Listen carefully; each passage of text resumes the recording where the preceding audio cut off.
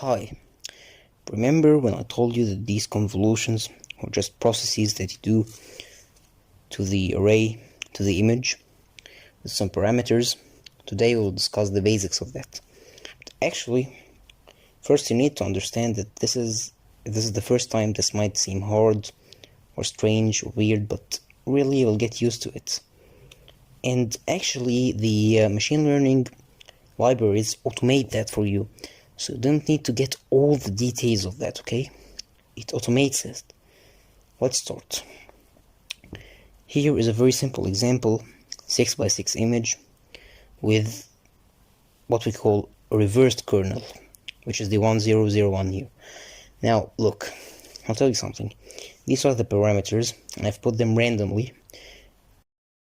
Now, here's something. What the software do, the model, the machine learning library, it simply starts by putting these randomly, just as we did. It starts then changing them, optimizing them using something called optimizer to get the best possible results, right? And among the famous optimizers are ADAM, for example, or SGD, stochastic gradient descent. There are lots more. We will not discuss them in detail, but you can simply experiment with them and see which is the best for your purpose, right? And they simply work by a concept in mathematics called derivatives in calculus, but we will not go into the details of that. Alright, back to our convolutions. We called this reversed kernel, right? Why not simply call it a kernel? Okay, so here's the idea. It was a kernel, and we flipped it. We simply, we sort of rotated it 180 degrees. What was, for example, on the top right is now in the bottom left. What was in the top left now is in the bottom right. And so we just rotated it 180 degrees. It's called reversed kernel. Actually, if we did not rotate it, that would be called correlation or cross correlation. Just sort of another topic, okay? We rotate it.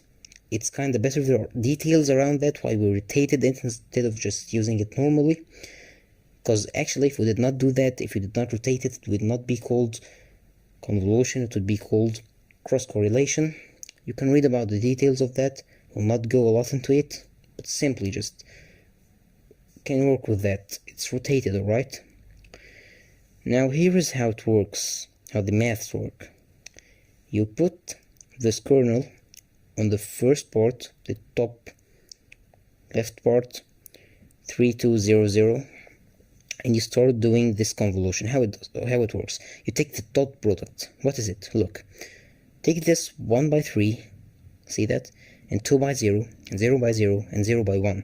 Take each two corresponding elements and I multiply them. I then add those all. So 3 by 1 plus 2 by 0 plus 0 by 0 plus 1 by 0, simply 3. And then, so I put it on the first element of the resulting array, which is going to be 3, top left, as you see. Now I then shift that a little bit to the right, that kernel, and start on the 2101 side. And I then take 1 by 2, take the 0 by 1, take the 0 by 0, take the 1 by 1. See? I add them all. 2 by 1 plus 1 by 0 plus 0 by 0 plus 1 by 1. That's 3 also. And then I put it in the array, the convolution that we're doing. Put it in the array 3. I then shift it to the next section, to the next row. Take the 0092. I start doing the same thing. It will result in 2. Shift it a little bit to the right, the 0120. Do the same thing. It will result in 0. Alright? So this is, now we have done the convolution. Now actually you can see that the size became smaller. And actually I'm going to say a bunch of things. Number one, there is a formula for that.